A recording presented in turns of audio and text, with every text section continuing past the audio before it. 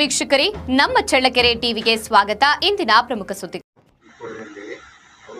ಚಳ್ಳಕೆರೆ ತಾಲೂಕಿನ ಲಕ್ಷ್ಮೀಪುರ ಗ್ರಾಮದಲ್ಲಿ ನೂತನವಾಗಿ ಸ್ಥಾಪಿಸಲಾದ ಲಕ್ಷ್ಮೀಪುರ ಹಾಲು ಉತ್ಪಾದಕರ ಸಹಕಾರ ಸಂಘದ ಉದ್ಘಾಟನಾ ಕಾರ್ಯಕ್ರಮ ನಡೆಯಿತು.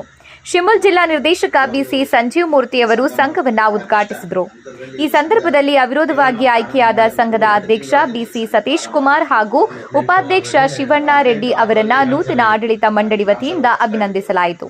ನಂತರ ಮಾತನಾಡಿದ ಬಿಸಿ ಸಂಜೀವ್ ಮೂರ್ತಿ 2026-27ನೇ ಸಾಲಿನಲ್ಲಿ ಒಕ್ಕೂಟದ ವ್ಯಾಪ್ತಿಯಲ್ಲಿ 70 ನೂತನ ಹಾಲು ಉತ್ಪಾದಕರ ಸಹಕಾರ ಸಂಘಗಳನ್ನು ಸ್ಥಾಪಿಸುವ ಗುರಿ ಹೊಂದಲಾಗಿದೆ ಎಂದು ತಿಳಿಸಿದ್ದಾರೆ.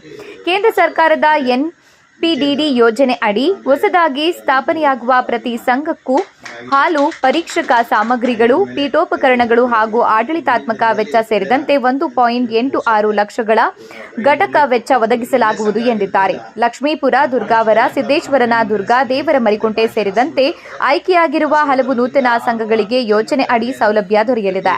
ಹಾಲು ಉತ್ಪಾದಕರಿಗೆ ಒಕ್ಕೂಟದಿಂದ ದೊರೆಯುವ ವಿವಿಧ ಸೌಲಭ್ಯಗಳು ಹಾಗೂ ಸಂಘದ ಆಡಳಿತ ಮಂಡಳಿಯ ಜವಾಬ್ದಾರಿಗಳ ಕುರಿತು ಅವರು ವಿವರಿಸಿದ್ದಾರೆ. ಕಾರ್ಯಕ್ರಮದಲ್ಲಿ ಗ್ರಾಮದ ಮುಖಂಡರಾದ ರಾಜಶೇಖರ್, ಬಾಬು ರೆಡ್ಡಿ ಸೇರಿದಂತೆ ನೂತನ ಆಡಳಿತ ಮಂಡಳಿಯ ಸರ್ವ ಸದಸ್ಯರು ಹಾಗೂ ಗ್ರಾಮಸ್ಥರು ಉಪಸ್ಥಿತರಿದ್ದರು. ಅವರು ಸ್ವಲ್ಪ ಕುತ್ಕೊಳ್ಳಿಲ್ಲ. ಕೊನೆಗೆ ಅಧಿಕಾರಿಗಳ ಮೂಲಕನೇ ಕಾನೂನು ರೀತಿಯಾಗಿ ನಾವು ಅದನ್ನು ಬಿಡುಗಡೆ ಮಾಡಿಸ್ಕೊಂಡು ಸಂಘನ ಪ್ರಾರಂಭ ಮಾಡಿದ್ದೀವಿ. ನಿಜವಾಗ್ಲೂ ಒಂದು ಸಂಘ ಮಾಡಬೇಕಾದ್ರೆ ಭಾಳ ಕಷ್ಟ.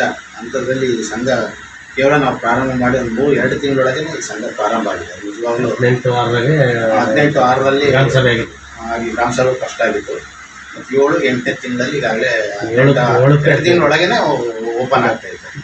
ಅಂದರೆ ಇದು ಭಾಳ ಫಾಸ್ಟಾಗಿ, ಮತ್ತು ನಾವು ಶಿವಮೊಗ್ಗದಿಂದನೂ ಸಹ ಏನೇನು ಕೆಲಸಗಳಾಗಬೇಕು ಇಮಿಡಿಯೇಟಾಗಿ ಕೈಯಲ್ಲೇ ತಗೊಂಡೋಗಿ ಮಾಡಿಸ್ಬೇಕು. ಯಾಕೆಂದರೆ ಮುಂಚೆಯಿಂದನೂ ನಮಗೆ ಲಕ್ಷ್ಮೀಪುರ ಅಂದರೆ ಒಂಥರ ನಮ್ಮೂರು ಅನ್ನೋ ಅಭಿಮಾನ.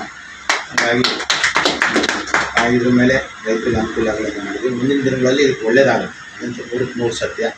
ಈಗ ಬರೀ 200 ಲೀಟ್ರ್ ಹೋಗ್ತಿತ್ತು. ಈಗ ಇಲ್ಲೇ ಸಂಘ ಆಗಿರೋದ್ರಿಂದ ಭಾಳಷ್ಟು ಜನ ಬಿಡಪ್ಪ ನಮ್ಮ ಮನೆ ಮುಂದೆ ಸಂಘ ಐತೆ ಅಂತಂದರೆ ಭಾಳಷ್ಟು ಜನ ಹಸುಗಳು ತರ್ತಾರೆ. ಮತ್ತು ಹಸುಗಳು ತರೋದ್ರಿಂದ ಹಾಲು ಹಾಕುತ್ತೆ, ಮತ್ತು ಅವ್ರಿಗೆ ಪ್ರತಿ ತಿಂಗಳು ಪೇಮೆಂಟು, ತಿಂಗಳಿಗೆ 2 ಸಾರಿ ಪೇಮೆಂಟ್ ಸಿಗುತ್ತೆ. ಅದ್ರ ಜೊತೆಗೆ ನಿಮ್ಮ ಎಲ್ಲ ರೈತರಾಗಿರೋದ್ರಿಂದ ಹೊಲ ರೈತರಿಗೆ ಉತ್ತಮವಾದಂಥ ಗೊಬ್ಬರನೂ ಸಿಗುತ್ತೆ. ಆಮೇಲೆ ಎಲ್ಲರಿಗೂ ಒಂದು